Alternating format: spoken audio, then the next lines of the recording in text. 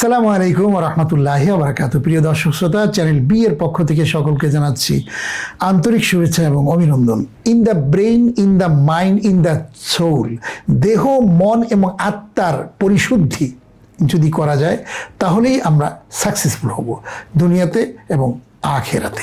নৈতিক চরিত্র মানুষকে উন্নত এবং বিকশিত করে এবং এই নফস খারাপ চরিত্রের দিকে নিয়ে যায়, আবার এই নফস ভালো চরিত্রের দিকে মানুষকে নিয়ে যায়। ইমাম ইবনুল জাওজি রহমতুল্লাহ আলাইহি বলেছেন, আমি দীর্ঘ সময় নফসের সাথে লড়াই করেছি। কখনো আমি জিতি, কখনো নফস জিতে যায়।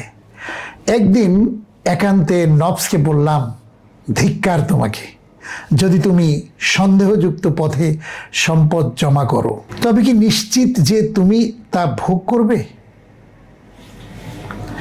নফস বলল, না।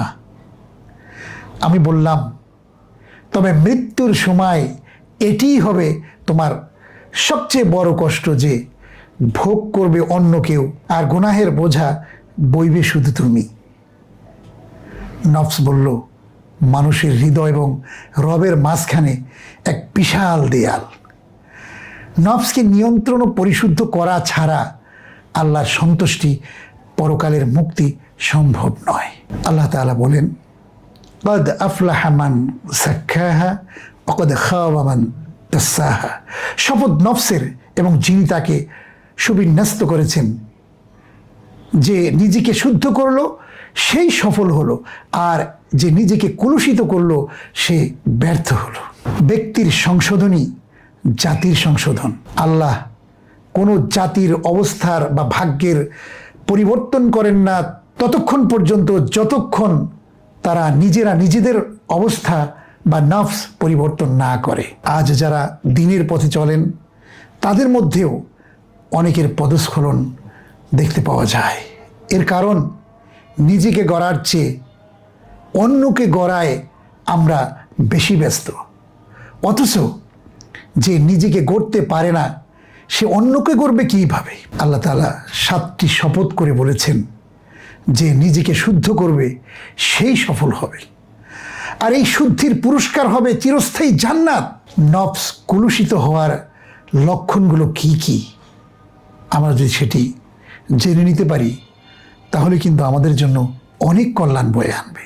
নাম্বার 1, ছোট হোক বা বড় হোক, গুনাহ করার পর যদি মনে খটকা না লাগে তবে বুঝবেন নফস অসুস্থ হয়ে গেছে। মুমিন ব্যক্তি ছোট গুনাহকেও পাহাড়ের মতো ভয় পায়। নাম্বার 2, ইবাদতের স্বাদ হারিয়ে ফেলা। ফজর সালাতের চেয়েও যখন ঘুম ও লেপের গরম বেশি মিষ্টি মনে হয় তখন বুঝবেন নফসের জরুরি চিকিৎসা প্রয়োজন। নাম্বার 3, তিলাওয়াত, জিকির বা দ্বীনি আলোচনার চেয়ে দুনিয়ার গল্প, হাসি ঠাট্টা, গীবত বা টাকা পয়সার চিন্তায় ডুবে থাকা। কোরআন অনুযায়ী নফস 3 প্রকার। নফসে আম্মারা, যা কেবল মন্দের আদেশ দেয়। নফসে লাওয়ামা, যা ভুল করলে নিজেকে ধিক্কার দেয়।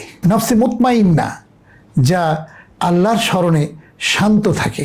আমি অনেক বড় দিনদার, এই অহংকার ছেড়ে নিজের দোষগুলো চিহ্নিত করে নিজেকে সংশোধন করা। আল্লাহর পথে নিজেকে পরিচালিত করতে মনের বিপরীতে গিয়ে নফসের সাথে যুদ্ধ করা।